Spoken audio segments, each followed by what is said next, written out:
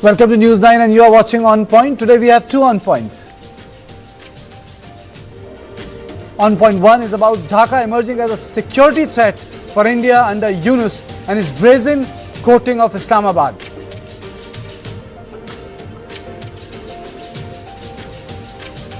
On Point 2 is on how the plan to carry out Syria-style drone bombings in India was foiled.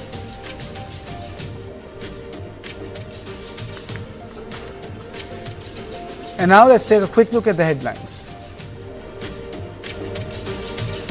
Top Maoist leader Hidma and his wife among 6 Naxals killed in encounter with security forces in Andhra Pradesh. Home Minister Shah reviews security situation.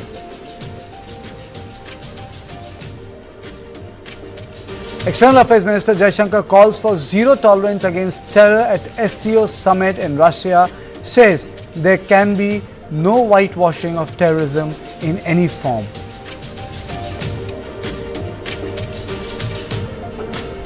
Congress leader Sandeep Dixit questions centre in the wake of Red Fort car blast attack, says repeated security lapses a matter of concern.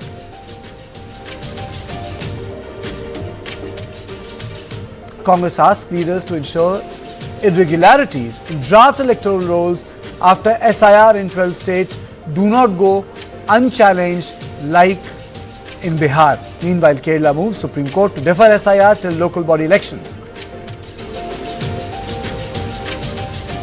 After a complete electoral wipeout in Bihar, Jan Swaraj founder Prashant Kishore takes full responsibility but declares he will not quit politics.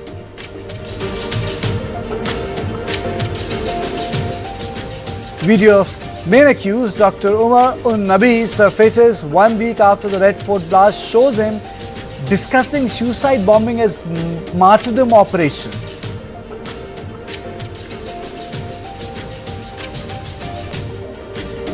F-35 deal, Abraham Accords likely to be on the agenda as Saudi Crown Prince Mohammed bin Salman arrives in Washington, first visit since 2017.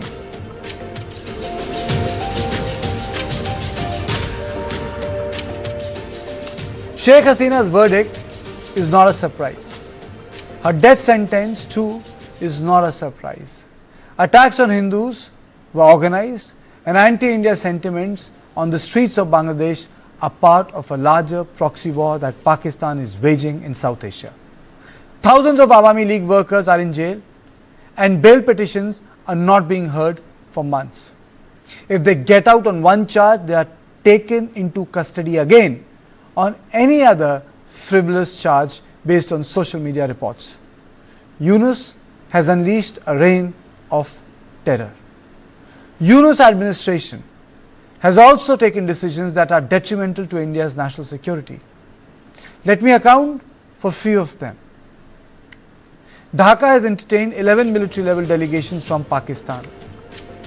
Naval delegation wants berthing facility for Pakistan's submarines. The port identified for submarine docking is Pekua. Several intelligence sharing meetings with Pak have also taken place. Jaishamuddin Rahmani, a known Islamist, has been released from prison. Awami League barred from contesting polls. Political opponents jailed on trumped-up charges. This comes in the wake of Asim Munir's statement that in future India would see a hit from the east. So are we going to witness a prolonged civil strife in Bangladesh? A lot of Bangladesh watchers are of the view that Awami League has never been a revolutionary party. It believed in power through elections. It was only after 1970 elections, when Pakistan unleashed a genocide in Bangladesh, that Awami League had to go in for an armed guerrilla warfare with India's help. This brings us to the basic issue. What are India's options in Bangladesh? Has Bangladesh become a national security challenge for the Indian state? What should be the Indian response? On this issue, I am joined by Barrister Mohibul Hasan Chaudhry, former Education Minister from Bangladesh. Thank you so much, sir. Let me ask a question point blank. How is Awami League going to resist Yunus and bring back democracy in Bangladesh? Thank you for connecting me today. Awami League, as you have rightly mentioned, is a party of polls. We have contested elections even under martial law in 1970s and thereafter. So Awami League wants to take part in the electoral process and wants to prove to the world that the majority people of Bangladesh have not chosen this gang of extremists to be in power. They have taken over illegally and are keeping their grip in power totally illegally. Awami League, I must say this also, have a history of fighting dictatorial regimes, military dictatorship, and also extremist-led political governments.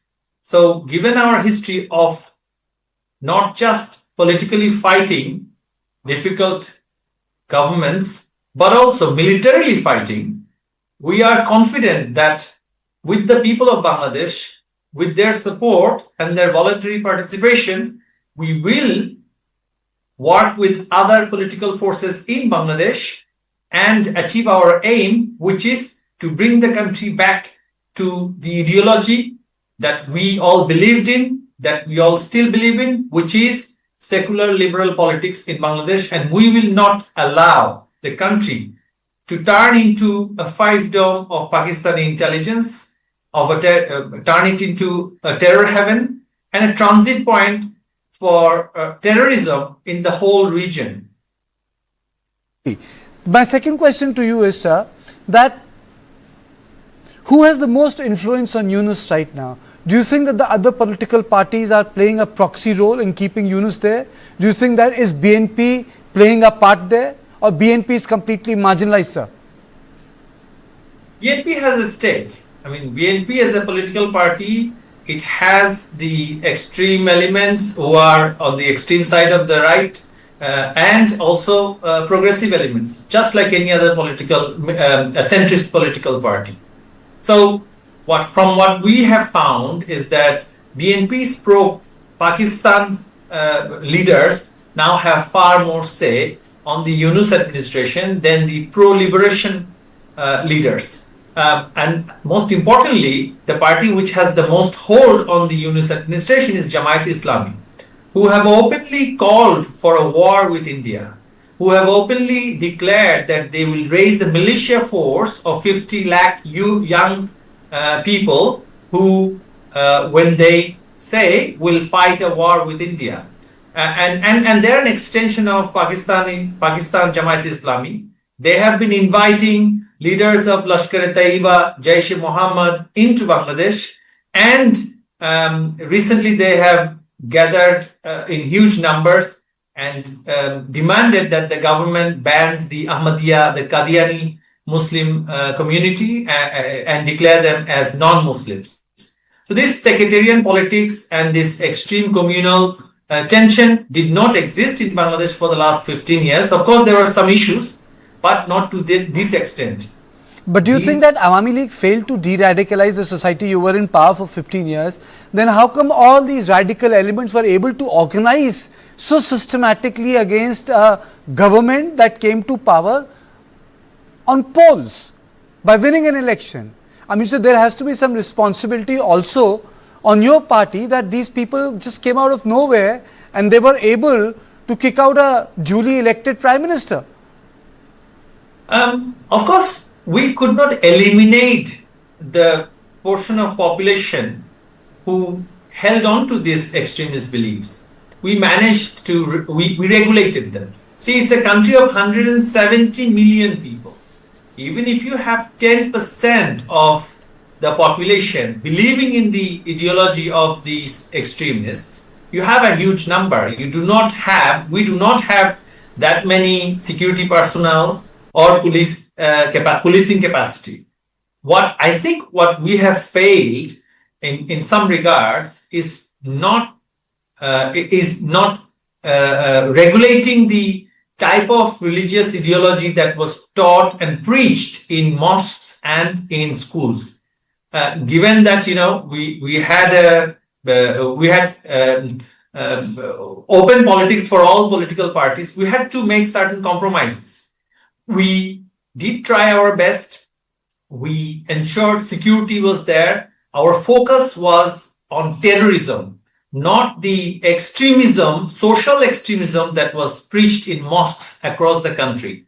Perhaps you could say that we could have regulated the preachers of these mosques. We should have regulated the madrasas, but of course our capacity was limited. We were fighting basic needs: food, shelter, health, education, basic needs. Bangladesh used to be a very poor country. You have to remember this. When we took over in 2009, our per capita income was just $600.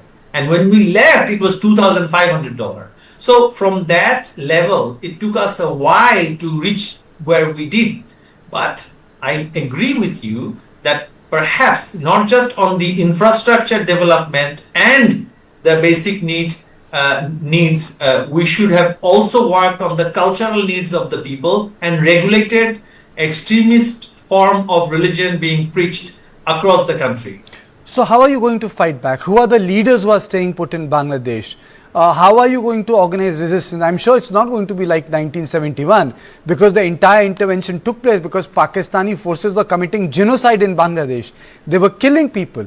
This is 2025, 2026 is going to happen. So what will Awami League do now? You see, this government is now somewhat supported by some elements within the security forces. If they are not in the street policing like they are right now, no one will be there to support or back this government. They do not have any public support. As soon as the security officials, meaning the military or the section of the military, which is being forced to be on the street to protect this interim government, also not from within the country, but also there is pressure from abroad, especially the Western friends of Mr. Yunus, had been putting pressure on the army and the navy to safeguard this interim government from any kind of political pressure and protest. As soon as these forces are removed from the scene, it is us versus them. We don't have to start a civil war. The people will come out and topple this government. So, do you think BNP has any stamina left, or the Jamaat is taking over the entire space which Awami League has vacated, or what remains of the political space in Bangladesh right now? Jamaat is doing it by force because they have the support of the government. If the support of the government is not there, they cannot move. They do not have enough activists. They in every election, they could not even go beyond 10% of the votes, which is why they are worried about votes. They don't want election because elections will mean an end of Jamaat's proxy rule.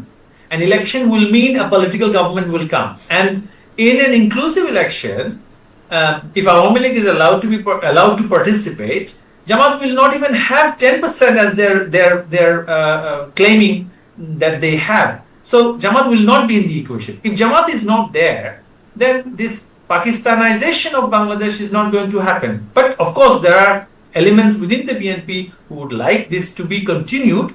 But as a political government, there will be some limitations if they come to power. Now, Awami League has survived tenure in opposition for many years. For 21 years of Bangladesh's existence, we were not in power. And majority of the time that Bangladesh was ruled, we were not in governing seat. We were only there for the last 15 years and previously for about 5 years. So almost... is your leadership structure intact in Bangladesh, sir? Are they there in the various cities of Bangladesh? Because your top leader is not there right now. Top leader is not there, but at the district level, in the divisional level, all the leaders are there, either in prison or out there in hiding. But I have to say this again, as soon as a political process is there, these leaders are not going to be in hiding because we have already received overwhelming public support. But we do not want to create a civil war-like situation. We are capable of doing that. Do you think Bangladesh is looking at civil strife, a sort of a civil war-like situation? This is what this lot are trying to do. They want to take the country at the brink of a civil war because that's where they thrive. Anarchists, militants, terrorists thrive in a civil war-like situation. That's why they're demanding to create a militia. Why else would you need a militia? You have a regular force, regular police, regular army. Why would you need a militia? Absolutely. Absolutely. We can only wish that Awami League comes back to power and the democracy is strengthened in Bangladesh, because the people who have taken over Bangladesh are only representing the wild interests of Pakistan and the Americans who actually ended up destabilizing a duly elected government in Bangladesh. Thank you so much, sir. Thank you so much, Barrister Mohibul Hasan Chaudhry, for joining me. It's time for a short break, but our conversation on Bangladesh will continue, because after the break, I'll be joined by Ambassador Bhaswati Mukherjee one-to-one on the issue: has Bangladesh become a national security issue for India?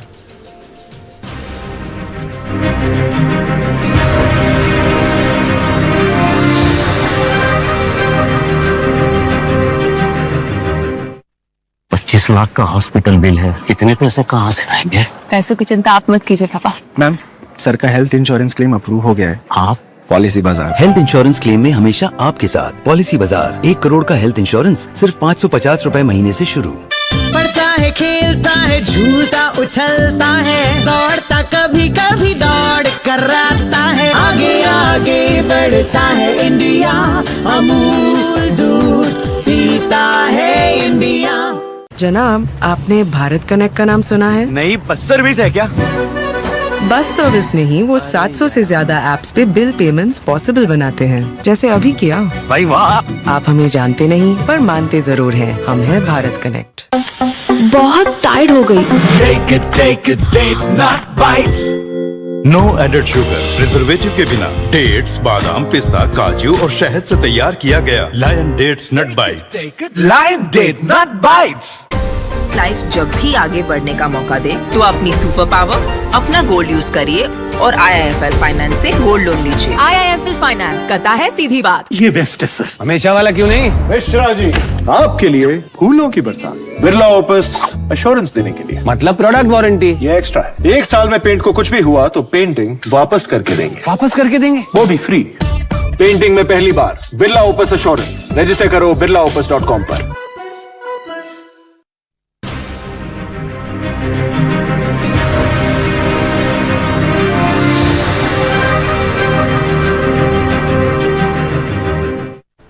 Welcome back, and we were discussing, has Bangladesh become a national security challenge for India, and I'm joined by Ambassador Bhaswati Mukherjee. Thank you, madam. Thank you so much for joining me. Let me ask this question to you point blank. Do you think that Awami League stands a chance to come back? Because there are no elections, they are not being allowed to fight. And has Bangladesh really become a national security issue? Now the Pakistanis are demanding that the submarines should get a chance to berth at Pekua.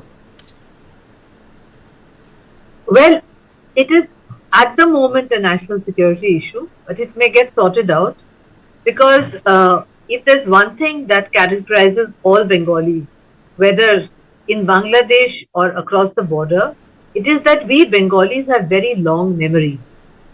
I find it difficult to believe that the Bengalis in Bangladesh would forget what happened in 71, the killing of the professors in Dhaka University, the terrible genocide, the rape of so many Bengali women regardless of their religion, and also the role played by these Razakars who have now joined the Jamaat.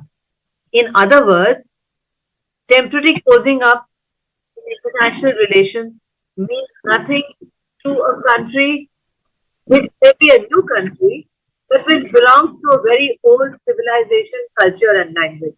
So therefore, I am confident that this phase will pass. And yes, you spoke about the Awami League. The Awami League is a grassroots organization rooted in the very creation of Bangladesh. It is difficult for a man like Yunus, who is not a grassroots person, he is a creation of George Soros, to eliminate a plant that is deeply rooted in the soil of Bangladesh. He can try. How many people will he kill? How many people will he imprison? It's a very large population. In other words, no matter what he says and does, the election will be held. If he tries to out Awami League, there will be a huge problem, and we will then see what happens. Madam, but at the moment, yes, this is a national security problem. Madam, one thing is very clear, that there are elements within the security who are supporting him, because how else this guy is going to survive in Bangladesh? He is not typically from Jamaat, he is not typically from BNP, he is not typically from any political party. That's one issue. And the second issue is, madam, then what do you do about the radicalization that is already taking place in Bangladesh, which is having its impact in the persecution of Hindus, Chakmas, Buddhists in Bangladesh? It's a two-pronged thing. The radicalization of Bangladesh is going side by side with the downgrading of the Bengali language, culture and civilization. In other words, the radicalization is a dialectical process which is denying the reasons for which Bangladesh was created in the first instance through a language movement, because there was the effort to push out Bengali and impose Urdu. That process has restarted. But Bengalis in Bangladesh recite the Quran in Bengali. They have not changed their national anthem, which was written by Rabindranath Tagore. Amar Sonar Bangla, Ami Tomaye Balo Bhalo Bashi. That has been written by Tagore. They haven't changed it. Why doesn't Yunus change the national anthem? If he is so wedded to removing the Bengali culture that he himself is a product of, let him try and change the national anthem. Let him try to deny how Bangladesh came into existence. Let him try to put Urdu in the schools, in the madrasas in Bangladesh, and then watch the fun, Kartikeya. It will be very, very interesting to see what happens. You can try to change minds of people by radicalizing them, but you cannot remove their roots.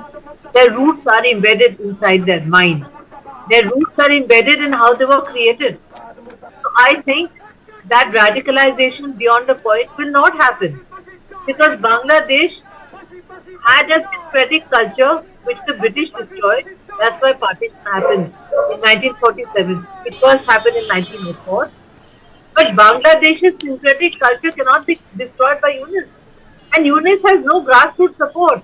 You rightly said he belongs to no political party. He is trying to create a party of students that hasn't succeeded, which has links to the Jamaat and which has links to the Razakars. The Razakars are the traitors who collaborated and helped in the genocide which happened in Bangladesh in 71, where we had 10 million Bangladeshi refugees in Kolkata, and we coped and they went back. Okay, ma'am. So, last question to you. Then, what are the India's options? What are Indian options in context of our security? Because Munir has also spoken about getting a hit from the east. Munir talks a lot because he is not from the land of Chanakya. He's from Pakistan. The first thing is that we have secured our border. We have the BSF, and behind the BSF is a full battalion of the Indian Army. We are not going to allow anybody to cross that border. We will push across the border any jihadi who squeezes in, or any jihadi from Bangladesh who's hiding here and there. There were some in Gurugram, there were some in Delhi, there were some in Mumbai, been pushed back. The second thing is sleeper cells which have been created. Those sleeper cells, Munir claims, have got Bangladeshi trainers. It may be true, Bangladeshi handlers. We have to uproot those sleeper cells through our internal security apparatus, which we are doing. Thirdly, there is this famous water treaty coming up for revival next year. We have many tools in our hand. He is trying to threaten our chicken's neck. Who is he threatening? A nuclear weapon state? Is he going to actually think that he can overpower the chicken's neck? Can Yunus threaten us? A man who is a creation of George Soros? Not at all. What we need to do, Kartikeya, is keep very calm, handle the situation, not get provoked, because these are all jokers in the pack, and wait for the elections to take place. If the BNP comes to power, we have enough experience in dealing with BNP. The Jamaat will not get elected. And if they try to be warlike, they should remember what happened to them in Afghanistan. That when the Taliban took over, there was no field marshal, but the then Prime Minister said, we have created strategic space in Afghanistan against India. Today, Kartikya, does that hold true?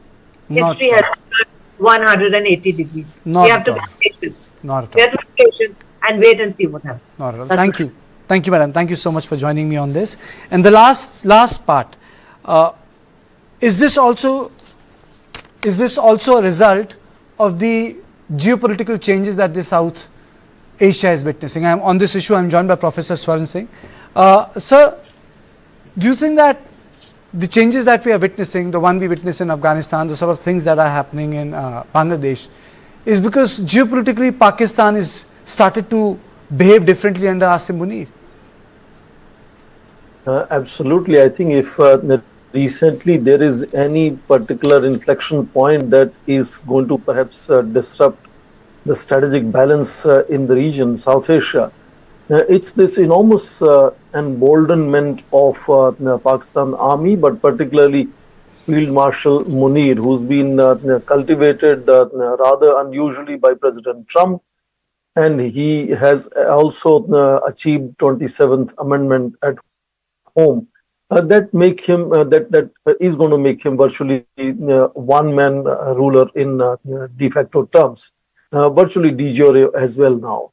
So that definitely is not just emboldening Munir, but his agenda as well. And part of his agenda are all these extremist outfits, Jaish-e-Mohammed, Lashkar-e-Taiba, and so on, who have indicated that they now potentially see additional location and base for their activities in Bangladesh. And the longer the chaos continues in Bangladesh, that is a fertile ground for radicalization. So I understand that Ambassador Sikri mentioning that there is no real worry for India's security. But disruption and chaos is something that will distract India and disengage India from its own path of the Viksit Bharat by 2047. So yes, India can withstand these challenges in terms of security, but can India afford that kind of distraction and chaos in the neighborhood, particularly perpetrated by Pakistan, that has been seeking an opportunity almost since 1971. So in that sense, if you notice the kind of build-up of military cooperation just last 4 weeks, the exchange of visits between two sides. Now, of course, you have PNS Saif anchored in Bangladesh. The Chief of Naval Staff is there. Before that, in August, the Chairman of Chief of Defence Staff Committee had visited, resulting in 5 or 6 agreements for defence cooperation, exchanges, training, and so on. So Pakistan is going full throttle ahead in building defence cooperation with the chief and this is advisor to be noted. Pakistan propped up Taliban, but there were no treaties in place. But in Bangladesh, there is one treaty after another treaty, a systematic state level negotiation and engagement that is taking place. That's absolutely true. I think the two are apples and oranges, because Bangladesh is a well-recognized, in fact, this was a model of economic development. It's recognized by entire world, by major powers, compared to Taliban not having any country engaging it or recognizing it even now. So those are very different in that sense. And if Pakistan is able to cultivate Yunus, and we might see these chaos derailing possibility of election schedule, that will give General Munir even more leeway to sort of show his prowess as a really. Do you think that Bangladesh has become real a national security issue for us, sir? Potentially, it indicates that the way it is moving, particularly with this pronouncement of the death penalty to former Prime Minister and Home Minister, and this back-to-back hyperactive engagement that Pakistan has shown in last 4 weeks, even reports or suspicions of maybe one of the submarines, Augusta class submarine, is either anchoring or landing or trying to go in Bay of Bengal. Yes, so potentially this could become a national security concern for India. Hopefully, if these current chaos come under control and more stability appears to be, and elections appear to be happening on time, my hope always is in popular elections, popular mandate, a government coming in place, instead of an interim government that was meant to simply ensure law and order and hold elections, has continued to be try to redefine the history of Bangladesh, redefine relations with Pakistan and China. That is disruptive, and that mandate was not given to the chief advisor. I think he has overstayed his welcome, but there are people in the institutions that are allowing Yunus to overstay his welcome, because he is serving an agenda, or a big agenda, whose contours are visible but not in its entirety. Thank you, Professor Swaran Singh, for joining me. This was our conversation on how Bangladesh has become a national security issue, but there is going to be an on point 2, don't go away, and on point 2 is about alarming messages emerging from the Red Fort bomb blast, but after a short break.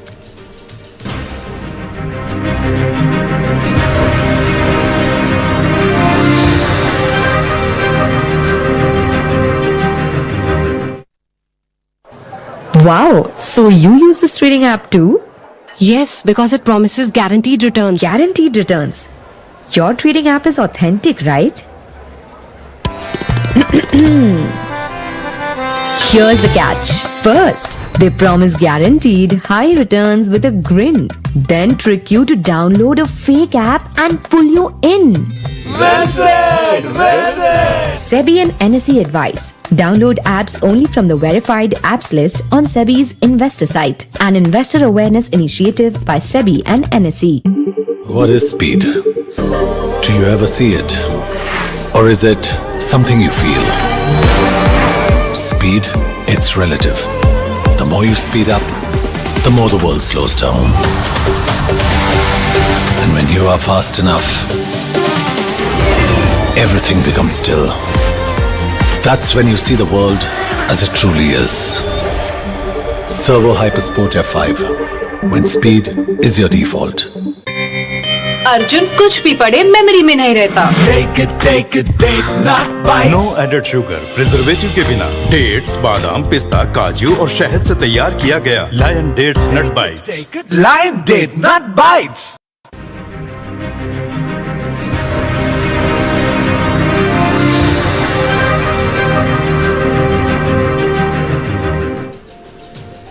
Alert law enforcement and intelligence agencies averted a Hamas-style drone terror attack on the national capital. The investigation into the Red Fort car blast on November 10th has revealed. However, even as a major disaster was foiled, there are a number of distress signals that emerged from the dastardly car bomb attack. 3 disturbing signals emerged for the security establishment in the wake of the recent bomb blast. First, most members of the doctors module were Kashmiris. Second, those who function in Jammu and Kashmir as an overground network of supporters and sympathizers have now evolved into the active terrorists. And finally, the ongoing investigations have revealed that much deeper and sustained support for terrorism exists in the region. The NIA has arrested one more suspect from Kashmir in connection with the attack, revealing that the terror module was preparing Hamas-style drone attacks. The goal was to build small rockets for coordinated explosions. The agency said that the group was planning multiple strikes before it got busted. NIA revealed that the plan was to attach cameras and strong batteries to drones, load them with explosives and fly them over crowded public places to trigger blasts. The latest arrest is of Jasir Bilal Wani, who is known as Danish Wani from Anantnag, a key associate of Umar, who played an important role in helping the group prepare for drone bomb attacks. NIA said Wani provided technical support to the group. This included modifying drones to carry small but powerful bombs and attempting to make